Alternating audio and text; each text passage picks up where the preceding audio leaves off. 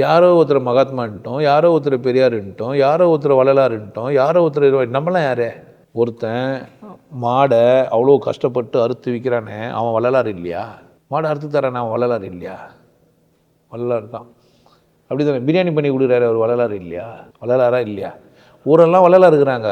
யாரோ ஒருத்தர் வள்ளலார் நீங்கள் நினச்சிக்கிறீங்க. என்னை பொறுத்த வரைக்கும் பார்க்குறவங்களாம் வள்ளலாராக இருக்கிறாங்க. எனக்கு ஒரு 10 ரூபா கொடுத்தா யார் அவரு? வள்ளலார் தானே இல்லையா? எனக்கு வல்லமை என்ன ஆயிடுச்சின்னு கேட்டிங்கன்னா, எனக்கு இது மாதிரி தனித்திறன் இருக்குது, அறிவு இருக்குது, புத்திசாலி இருக்குது, மனப்பாட அறிவு இருக்குதுன்னு உடனே என்ன பண்ணிட்டானுங்க? ஒன்று மனப்பாடத்தை அறிவில் எதுவும் போய் ஒன்று சொருவிட்டானுங்க. ஒன்று சொருவினோடனே நான் வேறு மாதிரி ஆகிட்டேன். ஒரு ஃபோனில் சிம் எடுத்து போய் சொருவினோடனே ஒரு மாதிரி ஆகிடுது இல்லை ஃபோனு. அந்த மாதிரி என்ன ஆகிட்டேன் நான்? புரியுதா?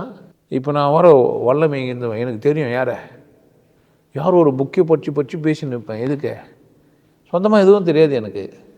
யார் என்ன பண்ண நான் இப்போ அவர் விசேஷமானவர்னு சொல்லுங்கிறது ஒரு வேலையை வச்சுக்கிறது. நீ யார்? இப்போ விசேஷமாக ஆகிறாங்களே அது என்னன்னா அதான் தட்டான் பண்ணுறான் என்னான்ட்டு.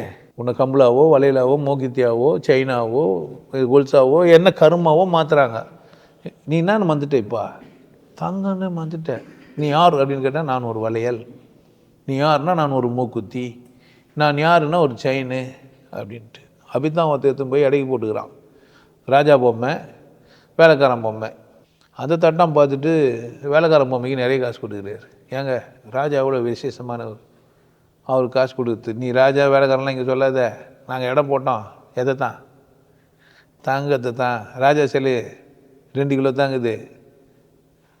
வேலைக்காரன் சிலை 10 கிலோ இருக்குது. நான் எதுக்கு தான் காசு தருவேன்?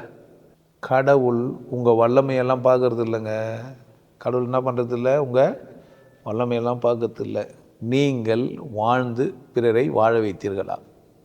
முதல்ல அவன் கேட்குறது, ஆர் யூ சாட்டிஸ்ஃபைட்? நீ திருப்தியாக வாழ்ந்தியா? நிறைவுன்னா நான் உனக்கு புரிஞ்சிச்சா? இந்த பூமி உனக்கு கொண்டாட்டத்தை தந்துதா? நீ நல்லா இருந்தியா? நான் உன்னை ஆணாக்குனேன் சந்தோஷமாக இருந்தியா? பொம்பளை ஆக்குனேன் சந்தோஷமாக இருந்தியா? உனக்கு பசி குத்த நல்லா சாப்பிட்டியா?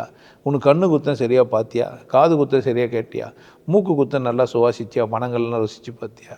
நாக்கு குத்தன் போதும்னு வாழ்ந்தியா? கேட்பானா கேட்க மாட்டானா?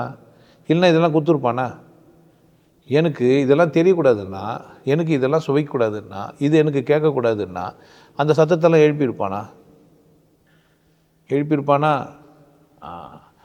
இப்போது என்னுடைய தனித்திறனை, என்னுடைய வல்லபத்தை, என்னுடைய இயல்பை நான் எந்த மாதிரி பிறந்தனோ அதை என்ன ஆக்கிட்டாங்க? என்ன அடிச்சு மாற்றிட்டாங்க. மாற்றவங்களுக்கு வல்லமை இருக்குது தானே? மாற்றவங்களுக்கு ஒரு வல்லமை இருக்குதுன்னா மீண்டும் என்னை மீட்டெடுக்கிற வல்லமை யாருக்கிட்ட இருக்குது? அப்போது திரும்ப அது தங்கமாக மாறணும். என்ன செய்யணும்?